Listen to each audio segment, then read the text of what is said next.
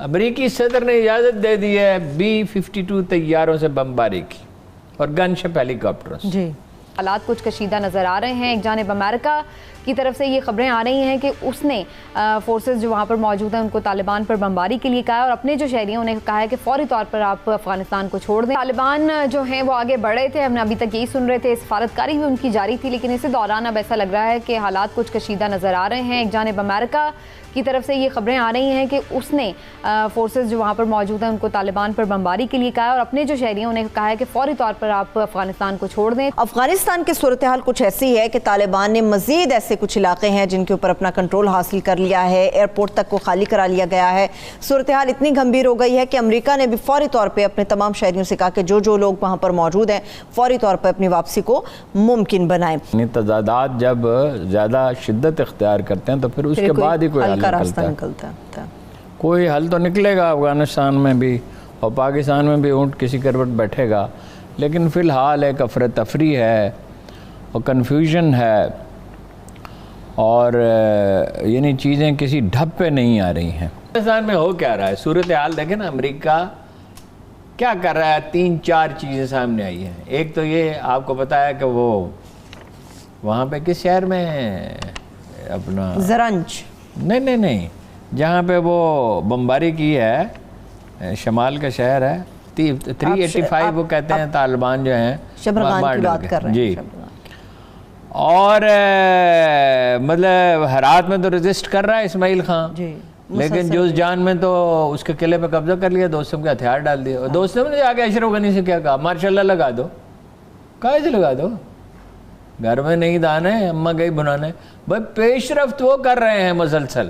امریکی صدر نے اجازت دے دی ہے B-52 طیاروں سے بمباری کی اور گن شپ ہیلی کاپٹروں سے. جی آپ نقصان انہیں پہنچا سکتے ہیں مگر شہروں پہ کیسے بمباری کریں گے؟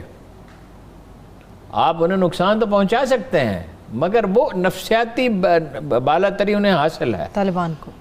دیکھیے ایران میں شہنشاہ ایران کا ایسا دبدبہ تھا کہ لوگ اس کے نام سے کانپتے تھے اور دنیا کی بدترین خفیہ ایجنسی سی ساواک جو لوگوں کے ہاتھ پاؤں توڑتی تھی اور قتل کرتی تھی لوگوں کو. پھر ایک دن آیا کہ پتہ چلا کہ خمینی کے سامنے تو کچھ بھی نہیں ہے شہنشاہ ایران. جب وہ اترا تو تاریخ انسانی کا سب سے بڑا استقبال ہوا. اشرف غنی مصر ہیں, دیکھیے رکاوٹ کیا, اشرف غنی صدر رہنا چاہیے. اشرف غنی صدر نہیں رہ سکتے, اشرف غنی کو جانا ہوگا. یہ صحیح ہے کہ اتفاق رائے کی حکومت بننی چاہیے, سبھی کی نمائندگی کی ہونی چاہیے, ہزارہ جات کی, ترکمانوں کی, پشتونوں کی تو ظاہر ہے 48% ہے, تاجکوں کی, مگر اشرف غنی کی صدارت وہ کیسے قبول کریں؟ اچھا وہ اجلاس میں کہا امریکیوں نے کہ اسلامی امارات کو ہم قبول نہیں کر سکتے, مطلب اسی آئین کو مانے, اشرف غنی کو سربراہ تسلیم کریں. اب وہ کیسے تسلیم کریں بھائی؟ غالب طاقت بھی شرائط جو ہے وہ غالب طاقت کی زیادہ ماننی پڑتی ہے کیونکہ وہ غالب ہوتے ہیں. برطانیہ نے بھی کہا کہ ہم نہیں تسلیم کریں گے. آپ کے تسلیم کرنے پہ تو کائنات نہیں چلتی ہے نا, دنیا کے فیصلے جو ہیں وہ آپ ہی تو نہیں کر سکتے, ورنہ تو قرآن مجید کہتا ہے کہ اگر بعض کو بعض کے ذریعے دفع نہ کر دیا جاتا, یہ لفظ یہی ہے, دفع نہ کر دیا جاتا, تو یہ عبادت گاہیں سب ایران ہو جاتی. یار ان سب بدخشاں کے اندر بھی اس وقت شدید لڑائی جاری ہے. بدخشاں میں ہوا, بدخشاں میں بمباری. افغانستان میں مختصر بات یہ ہے, کیا لطیفہ ہے کہ دنیا کا ہر الزام پاکستان پہ لگا دیا جائے, اس کی تکرار کی جائے, توہین کی جائے, تحقیر کی جائے. جس نے سب سے زیادہ قربانیاں دی ہیں, جس نے 35 لاکھ مہاجرین کو سنبھال رکھا ہے, پھر اس سے کہا جائے کہ ہماری مدد کرو. پھر حمداللہ محب کہیں کہ افغانستان میں جو پاکستان میں جو افغان مہاجرین ہیں ہم انہیں تخریب کاری کے لیے استعمال کریں گے. لفظ تخریب کاری نہیں, اس نے کہا ہم انہیں استعمال کریں گے. اور اس کے بعد کہا جائے یہ بلیک میلنگ, کوئی کمال ہے. اس کے بعد کہا جائے کہ سرحدیں کھولی جائیں, تماشا ہے, خدائی ہے. ہاں جی, یہ نہیں پاکستان کو امریکہ نے بھی اتنا کمزور سمجھ لیا تھا. سلالہ کی چوکی پہ آپ کو یاد ہے حملہ کیا گیا, سلالہ چیک پوسٹ, اور ابھی انہوں نے یہ فرض کر لیا تھا کہ پاکستان نے, منیر اکرم نے ٹھیک کہا ہے کہ پاکستان نے طالبان کو مذاکرات کی میز پر لانے میں اپنی تمام صلاحیت صرف کر دی, پوری قوت استعمال کی. اب آپ کہہ رہے ہیں, دیکھیے چینیوں نے کہا کہ امریکہ ذمہ دار ہے، سلامتی کونسل کے اجلاس میں کہا، وہ چھوڑ کے بیچ میں بھاگ گیا۔ دیکھیں ایک نگران حکومت بنانا قابل قبول امریکہ کی ذمہ داری تھی، پاکستان کی تو نہیں تھی۔ آپ کی جناب ہزاروں بلین ڈالر کی اکانومی، آپ ایک سپر پاور، یورپی یونین آپ کے ساتھ، حکومت فوج آپ کی وہاں پہ، 750 بلین ڈالر کا آپ کا بجٹ ہے، اور بیٹھے ہوئے 20 سال سے آپ وہاں نگران حکومت بنانا آپ کی ذمہ داری نہیں تھی، ہماری تھی۔ کمال ہے۔ اور پھر اس میں دھمکی دیتے ہیں، بلیک میل کرنے کی کوشش کرتے ہیں۔